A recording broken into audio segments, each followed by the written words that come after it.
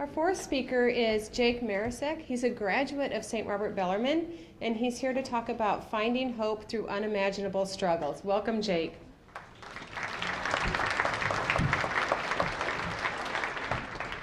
Hello. First, I just got to get a little bit more comfortable. All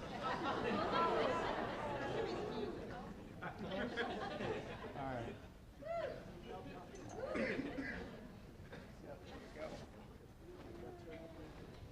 So these shirts were made when we were in the hospital by my buddy Austin Williams. And on the back, this is what the message was. You don't understand now what I'm doing, but someday you will. And I think for the longest time, I literally did not take this shirt off for anything. I mean, we would go for probably 4 months, 5 months straight. I would always wear this shirt no matter what we were doing. Hello.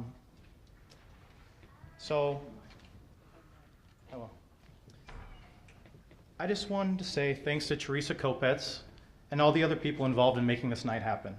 I know she had me go last because she knows I like to talk and I may blabble on longer than the time allowed, so bear with me. My name is Jake Marousek.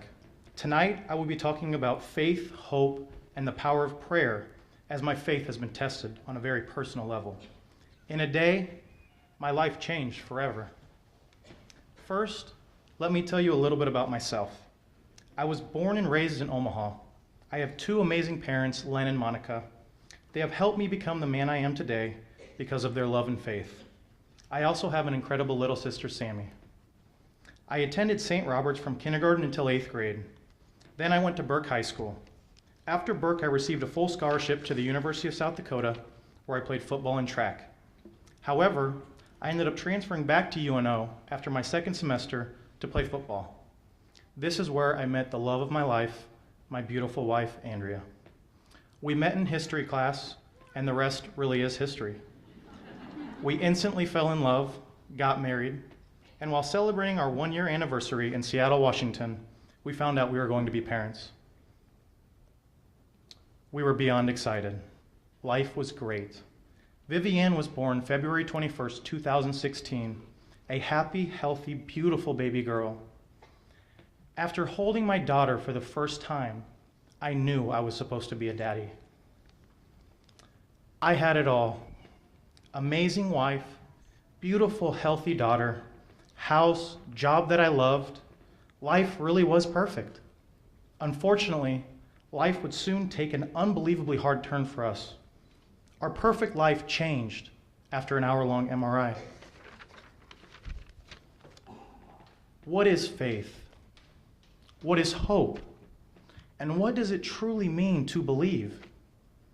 I hope I will be able to show you, through my experience and the power of faith and believing in God 100% can get you through even the worst of times. Here is my story. The date was January 25th, 2017. I dropped Vivienne off at our neighbor's house, the babysitter, like I did every morning. I dropped her off and I can still remember her giving me the biggest kiss. She loved giving her daddy kisses. My mom also watched Vivienne 2 half-days, and I remember getting a call from my mom and I knew something was not right. The babysitter had told her Vivienne had fell and hit her head. Vivienne was not acting normal, so my mom and I took her to the doctor's office where she was checked for a concussion. The doctors did not find anything wrong, and they sent us home. When Andrea got home, she knew something was not right with Vivienne. So we went to the emergency room immediately. When we were there, one of the ER doctors noticed Vivienne was having seizures right as we were about to leave. He said it was very serious and they needed to keep her overnight so they could watch her activity and do an EEG on her brain in the morning to see what kind of seizures she was having. We were also supposed to stay until around 8 p.m. the next night as well. Night passed, morning came. I can still remember the doctors completing rounds at 8:30 a.m. They told us, Vivienne is a healthy kid. She just hit her head. She will be fine. Each kid gets a free pass with seizures, is what they told us. They did not do the EEG. We checked out of the hospital at 9:30 a.m. As we were putting Vivienne in her car seat, Andrea was crying. I asked her, "What's wrong, babe?" She told me something was not right. I promised her, everything is going to be okay. They are doctors. They know. We took Vivian home and cuddled her all day. She was still not acting the same, but they had told us she may be lethargic or tired. We decided that we were going to take her to the ER in the morning. This is where my nightmare begins. I can still remember the look on my daughter's face that morning. It was not my Vivian. She was breathing, but that was about it. As I was driving to the ER, Andrew was in the back seat with Vivian talking to her, trying to get her to react. Once we got to the hospital and checked in, the doctors came in and immediately put Vivian on oxygen. They said they needed to do a quick scan of her head to see what was going on. Andrea took her into the scan. 15 minutes passed, now 30, then an hour. I knew something in my heart was not right. Andrea came out with Vivian an hour and 15 minutes later. At that time, we had no idea what was going on. Once we got back into the room, one of the neurologists said, "Your daughter has suffered a traumatic brain injury. Sometime in the night, while she was sleeping, she lost oxygen to her brain from subclinical seizures that happen when your child's asleep." She then said, "I am so sorry. We do not think she's going to make it." My heart stopped. Andrea fell to the ground. I told myself, please wake up from this horrible nightmare. I remember running out to my parents. I told them the news, and they both started to scream. The doctors told us her brain is going to swell. The brain swelling usually peaks in 72 hours. 24 hours later, the doctors came to us and said the swelling is so close to her skull, there's nothing they can do to relieve the pressure. If her brain swells anymore, she will die instantly. So a craniectomy was out of the question. I asked the doctors and nurses what we could do. They told us to pray. They had seen miracles happen before. I overheard a neurologist outside the room talking to another doctor. They did not think Vivian was going to make it through the night. Those next few days were the longest moments of my life. Watching the monitors and watching my daughter's heart rate go from 200 all the way down to 30. At any moment, she could have taken the easy way out. Just give up and die. Vivian is the strongest person I know. I promised my baby girl I will never give up on her, no matter what. Andrea and I did not leave her side. What I'm about to show you now is a photo from February 2nd at 5:42 a.m. I want you all to know that in this very picture, you are all witnessing a miracle from God. My daughter was not supposed to make it.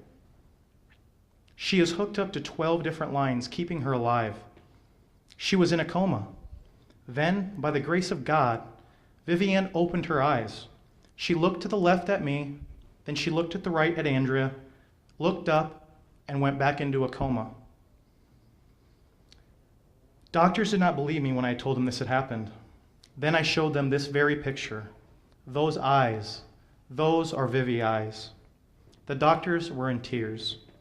That was the first God wink I had experienced.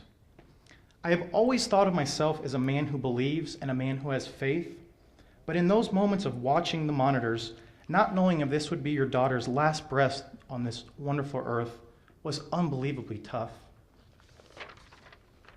Now, due to the lack of oxygen to her brain, Vivian also suffered a stroke on the right side of her brain. This affected her her left side, almost her entire left side from her arm down, had no movement, no reflexes. I remember telling the doctors to try harder when they tapped her knee and nothing happened. This was very hard on us. One of Vivian's most difficult obstacles still to overcome is her vision. She is legally blind. Her eyes are healthy. It's just the message being sent to her brain is not corresponding. The diagnosis is called cortical visual impairment. The good thing about CVI is there is hope. With active parents, therapy, a lot of time and love, we have all the hopes in the world Vivian's vision will come back. I know when Vivian can truly see us, her progress will dramatically get better. If it was not for the faith and love and support of my friends and family, I don't think I would be here talking to all of you right now. On the first night in the hospital, someone wrote us a card, and in it said, "You never know how strong you are until being strong is the only option." This stayed with me throughout the time in the hospital. It was so true. My other option was to quit, to give up. But I promised Vivian every single day I would never give up on her, no matter what. Now, while in the ICU, I realized how truly blessed I was. Wait, you're probably thinking, how can one say he's truly blessed when their daughter is on life support? The reason I say I was blessed was because of all the people who showed up and cared for us during our darkest hour. We had numerous priests we have never met before come and pray for our baby girl. I had so many people on Facebook message me and pray for us. They told me, "God loves you and he will heal your little girl. Just believe." You never want to know how you cope in a situation like this. I don't wish what I've been through on my worst enemy. I've learned things about myself that I wish I would have never learned. Without faith and hope, I truly believe there would have been a different outcome that day. It's hard to believe, but I could actually feel people's prayers. Not just emotionally, but physically. And I know Vivian could as well. It amazes me how people I do not know and have never met in my life have reached out and prayed for our little girl. I truly believe with all my heart the power of prayer saved my daughter's life. I also believe that the power of prayer and hope will make my daughter have a full recovery. I always try to look for the positives in every situation. I have to. My daughter could have died that day. God gave us a second chance. God gave Vivian a second chance. Every day is a new struggle, but with the power of love, we thank God every day we get to hold our sweet Vivian. Now, when we first started therapy at Madonna Rehabilitation Hospital, Vivian would cry 24/7. It was not because she was mad or she was sad. It was because her brain did not know what was going on. You could not touch her. You could not hold her. Her brain did not know the sense of touch. Doctors told us, even though she made it, they thought she would not be capable of any real emotion. They told us she would not have a personality. She would not be able to walk or laugh or talk. Getting this news was heartbreaking. Andrea and I did not believe them at all. We made a promise to each other that we were going to do everything in our power to help Vivian. Those first few months of therapy were very hard. She could not even take a bottle because she did not know how to suck. She had lost everything she'd learned. Our miracle is not a sprint. It's a marathon. Through months of therapy and millions of kisses and love, Vivian got her feeding tube taken out, can now say mom. She sits up like a big girl. She eats like a big girl, and unfortunately, she poops like a big girl too. I know she will crawl soon. She is able to get up on all fours and wiggle. The best part of my day is when I get to come home from work and I get to make Vivian laugh. Her belly laugh is one thing that keeps me going.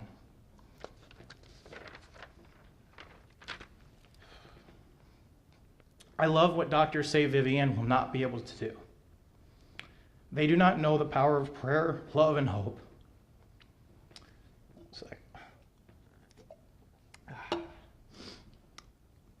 They do not know the power of love, hope, of prayer, love, and hope.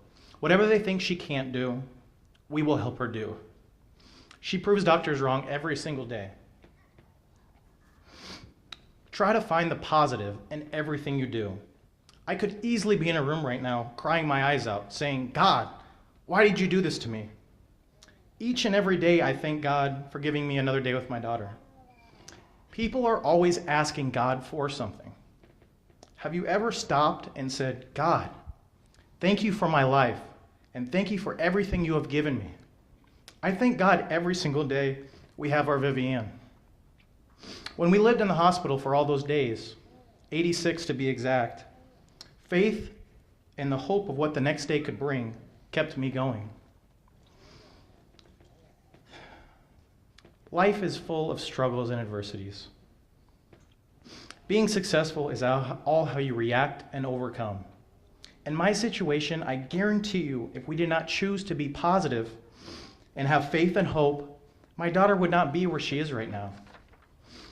We have been told many times of what my daughter can't and won't be able to do. I love hearing this because I promise you, I will do everything in my power to help my daughter do everything.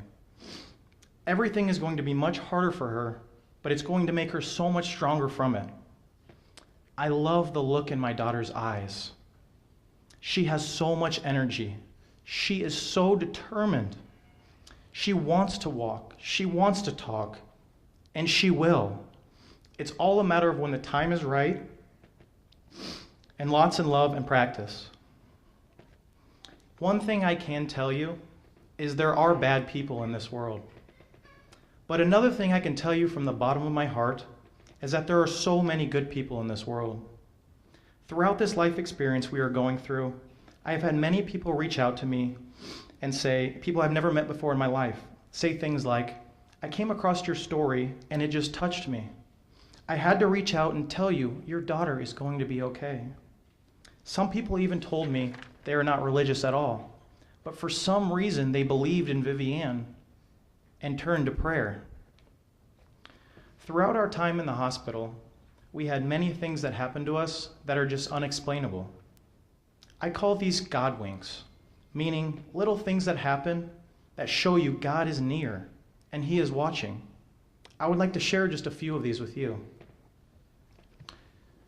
The first God wink actually occurred 6 months prior to Vivienne's traumatic brain injury. I had a man come into my office wanting to buy a truck. He was a painter.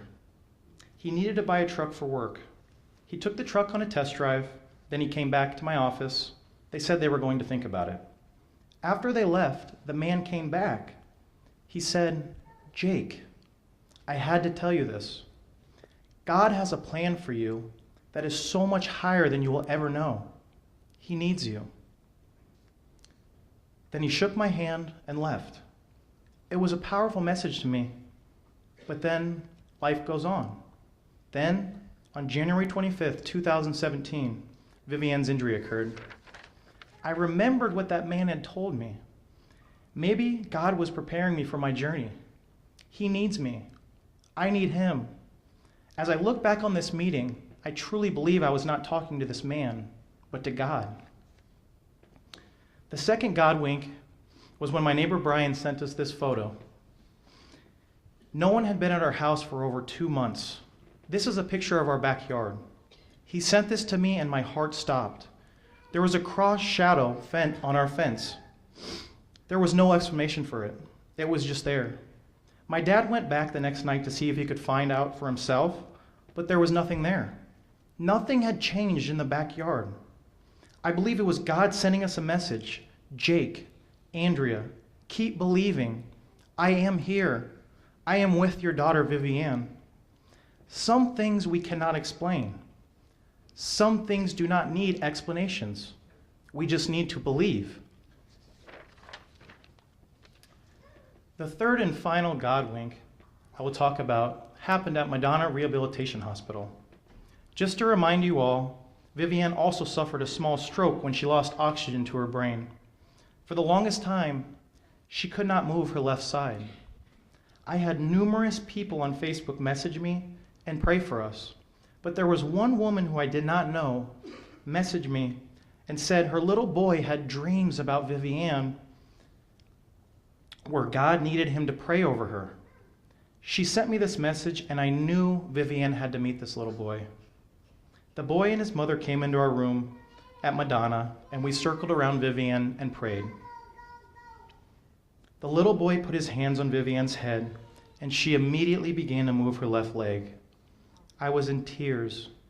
There was no medical explanation for how she was able to move her left side. She had no reflexes or movement prior to this event. God works in very mysterious ways. He will never give us anything too much to handle. I believe God knew Andrea and I could handle anything life threw at us.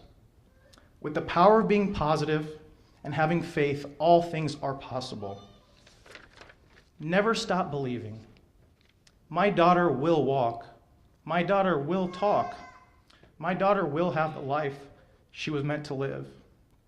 Thank you so much to everyone who has helped our family out in one way or another. You truly do not know how much you all mean to us. Being a part of this Omaha community and this St. Robert's family is such a blessing. People always ask what they can do for us. I give them a one-word answer: prayer. The power of prayer and faith saved my daughter's life. I believe that with all my heart. I will end my presentation by asking you all one small favor. Please, never take one moment for granted. Always tell the people you care for the most that you love them each and every chance you get. People always say it, but it is so true. Life is precious. Never stop believing in the power of prayer and the power of believing in God.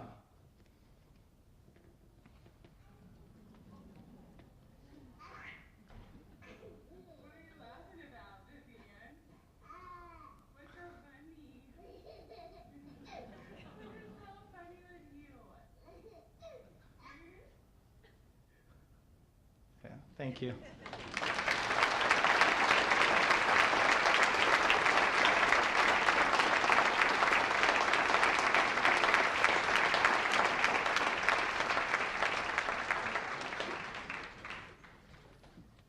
Our kindergarten class wanted to send you guys a quick message.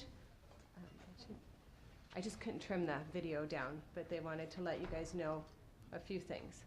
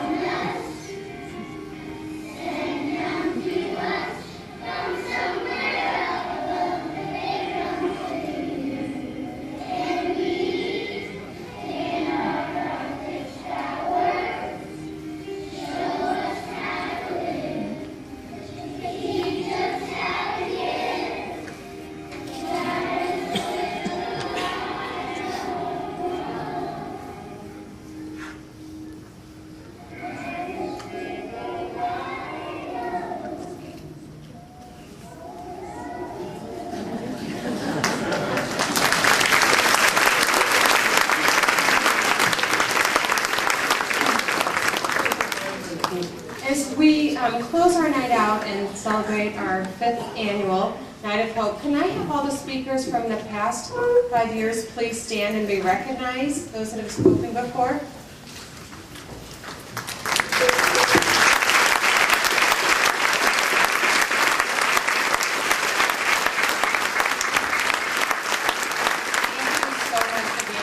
Our Night of Hope.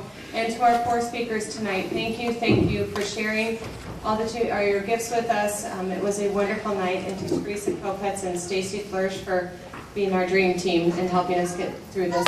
Our volunteers with all the goodies, I know people were baking and baking, thank you. And our next Night of Hope will be December 13th of next year, and we hope that you all can come back. And a special shout out to the Hey Brother Band and Cupcake Island for donating so many cupcakes tonight. As we all know, they're delicious. So thank you, and we, pardon? Oh, okay, Hey Brother is going to play us out, and thank you guys for a wonderful night.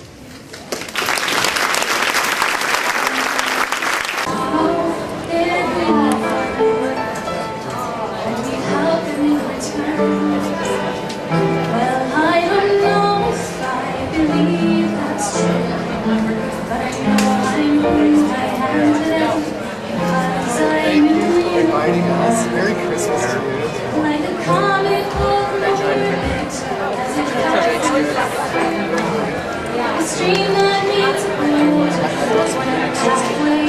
a